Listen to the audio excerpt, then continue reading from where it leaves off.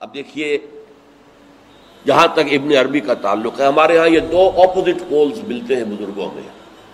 ایک انتہا پر ابن تیمیہ ہے رحمۃ اللہ علیہ، جن کے بارے میں نے آپ کو بتایا کہ انہوں نے اس طرح سمجھا ہے، اس طرح اترتا ہے اللہ جیسے میں یہ ممبر سے اتر رہا ہوں، یہ زیادتی ہے. لیکن بہرحال ایک فکر ہے، ایک سوچ ہے. قرآن اور حدیث کے بہت بڑے عالم تھے، بہت بڑے عالم، بہت بڑے عالم.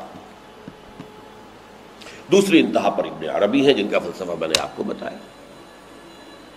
تمام صوفیاء ابن عربی کو شیخ اکبر کہتے ہیں، الشیخ الاکبر، اور صرف الشیخ کہیں گے، دی شیخ، تو اس سے مراد ابن عربی ہوگا. اور ابن تیمیہ انہیں کہتے ہیں زندیق، ملحد. یہ دو انتہائیں ہیں. ہمارے ہاں جو عام طور پر اہل حدیث حضرات ہیں وہ ابن تیمیہ کے فالوورز ہیں ان عقائد میں. ان کے ہاں تصور کیا ہے؟ اللہ تعالی ہر جگہ اگر ہے تو صفاتی اعتبار سے، ذاتی اعتبار سے نہیں. وہ تو اپنی جگہ عرش پر ہے، ساتویں آسمان کے اوپر عرش ہے، عرش کے اوپر کرسی ہے، کرسی پر وہ ہے.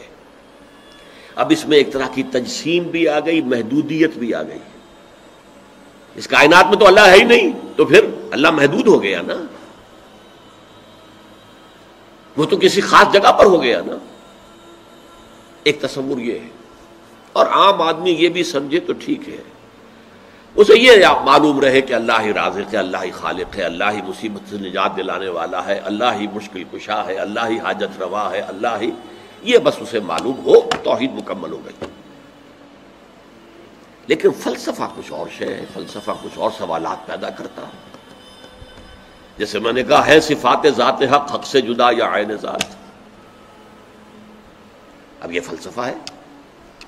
صفات باری تعالی اگر قدیم ہے صفات، تو یہ غصہ، یہ تو قدیم نہیں ہو سکتا. غصہ تو کسی کام پر آیا، خوشی تو کسی کام پر ہوئی، یہ قدیم کیسے ہوگا؟ تو عین یا غیر، لا عین ولا غیر. اور جس کی میں تعبیر کرتا ہوں کہ من وجہ عین ذات ومن وجہ آخر غیر ذات. اب اس سلسلے میں علامہ اقبال نے جو بات کہی ہے، جو پروفیسر یوسف سلیم چشتی مرحوم نے مجھے بتایا تھا کہ انتقال سے صرف 3 ماہ قبل یہ اشعار کہے.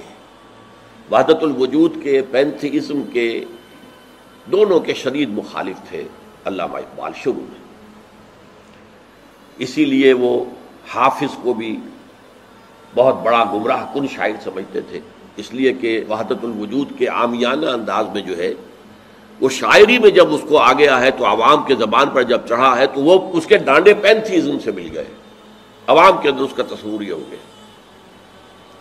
لیکن آخر میں انہیں بھی آنا پڑا ہے. تو اے ناداں دل آگاہ دریاب، اے نادان وہ دل تلاش کر جو آگاہ ہو، ہر چیز سے واقف ہو.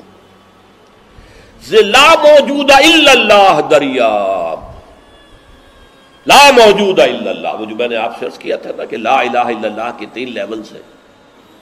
لا معبود الا اللہ، لا مطاع الا اللہ، لا حاکم الا اللہ، ان الحکم الا للہ، لا رازق الا اللہ، لا خالق الا اللہ.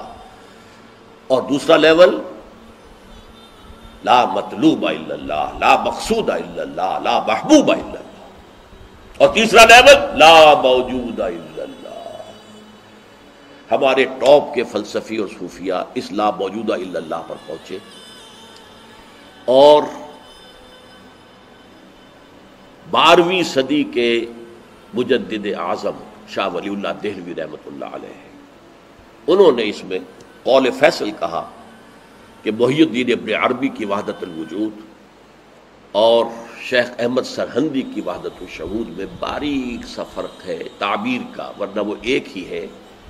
اور اس کو انہوں نے عنوان دیا توحید وجودی. ہندوستان میں ہمارے بڑے ٹاپ کے شاعروں میں سے تھے عبد القادر بیدل فارسی کے. اس وقت تک ابھی اردو کا وجود ہی نہیں تھا، اردو تھی نہیں ہندوستان میں اس وقت. تو شیخ عبد القادر بیدل جو ہیں وہ وحدت الوجود کے بہت بڑے قائد تھے.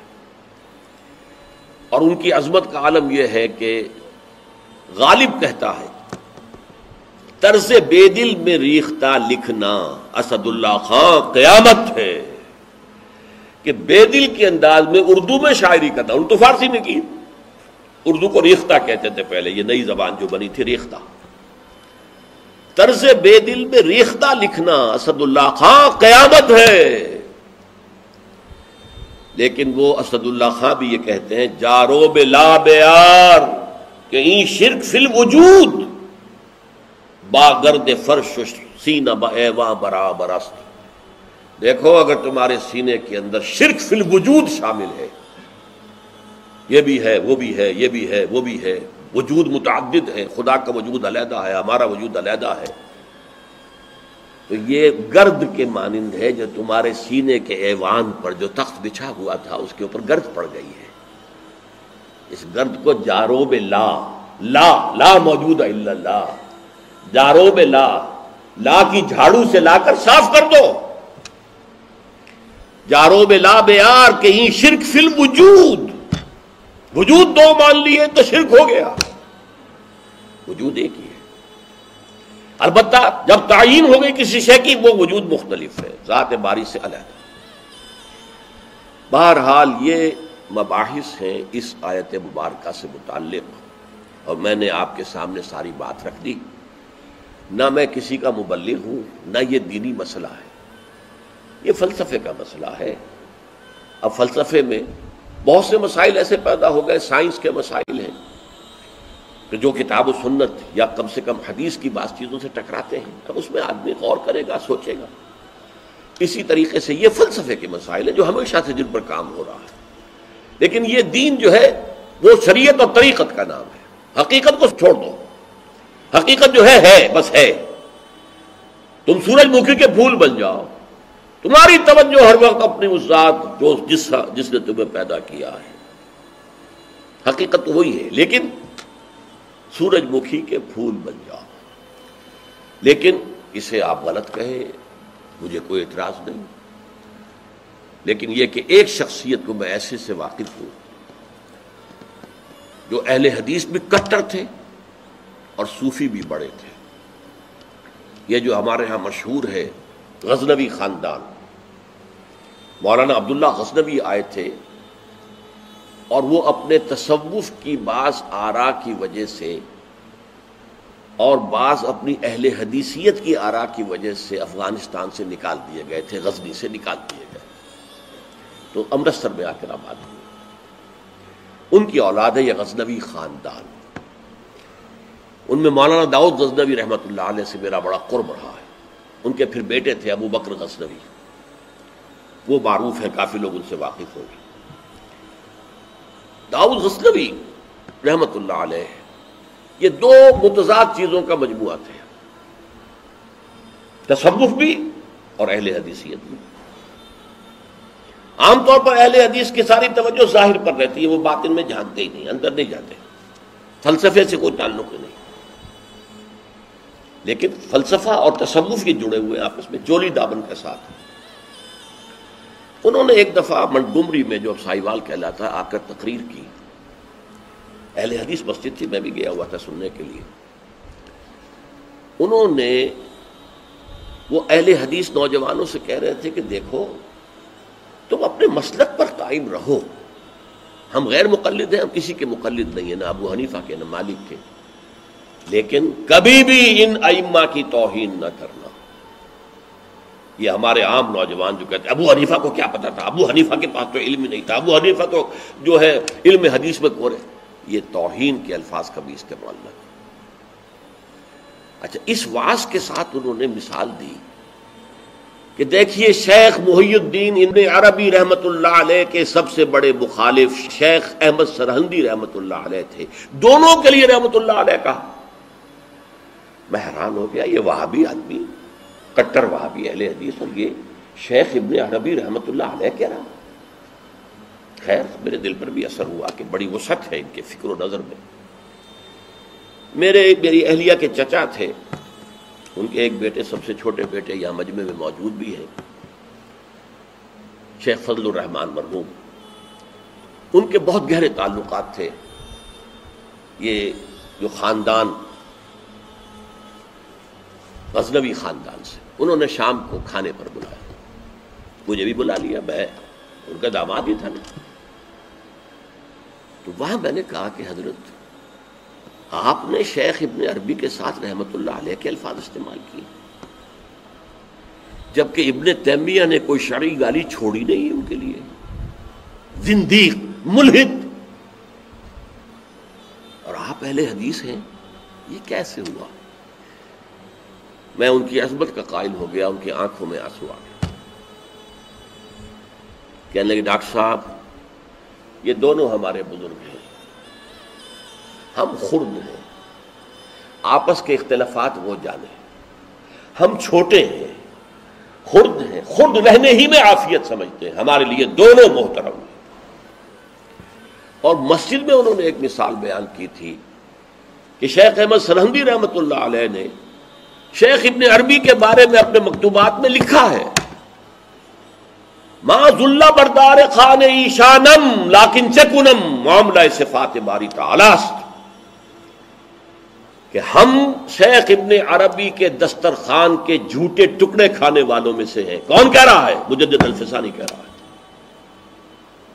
ما ذل بردار خان ایشانم، ان کے دسترخوان کے سوکھے جوڑے ہوئے جھوٹے ٹکڑے کھانے والوں میں سے ہم ہیں. لیکن چکنم، لیکن کیا کریں، معاملہ سے بات باری تعالیٰ، یہ باری تعالیٰ کی صفات کا معاملہ ہے، ہمیں اختلاف کرنا پڑ رہا ہے، اختلاف ہم کر رہے ہیں، لیکن ہم ان کے دسترخوان کے جھوٹے ٹکڑے کھانے والے. یہ کہہ رہے ہیں شیخ احمد سرہندی رحمت اللہ علیہ، جن کے بارے میں مشہور ہے کہ ابن عربی کا یا تو مخالف اول ابن تیمیہ رحمت اللہ علیہ، اور یا پھر مخالف دوم جس نے جوابی فلسفہ پیدا کیا وہ شیخ احمد سرہندی رحمت اللہ علیہ. تو یہ ہے کہ ان چیزوں کے بارے میں اپنے سینوں کو وسعت دیجئے. آپ ابن عربی کی بات کو چھوڑ دیجئے، پھینک دیجئے، لیکن توہین نہ کیجئے، اس کو خام خواہ کفر سے تعبیر نہ کیجئے. یہ چیزیں جو ہیں، اور پھر ہمارے سارے صوفیہ جو اس کے قائل ہیں، پھر ان سے بدزنی ہو گئی. میں صرف اس لیے کہ وہ بدزنی اور دلی نفرت کا معاملہ ختم ہو جائے میں یہ ساری بحث اس لیے کیا کرتا ہوں، ورنہ میرے عام دروس میں ان مسائل پر گفتگو نہیں ہوتی. بڑے گہرے مسائل ہیں اور ان کا سمجھنا عام لوگوں کے لیے ممکن بھی نہیں ہے، بلکہ عام آدمی کے یہ جس کو کہتے ہیں نا ہوشدار کے رہ بردب تیغست قدم را، ہوشیار رہ جاؤ، یہ تم جو چل رہے ہو یہ تلوار کی دھار کی طرح کا راستہ ہے، کاٹ کے رکھ دے گا تمہیں. جیسے ہم کہتے ہیں پل صراط جو ہے وہ بال سے زیادہ باریک ہوگا اور تلوار کی دھار سے زیادہ تیز ہوگا، جس پر سے گزرنا ہے قیامت میں. یہ کہاوت ہے. هي الحلقات تحفظني بآيات من القرآن، هي الحلقات تملأني بحب المصطفى.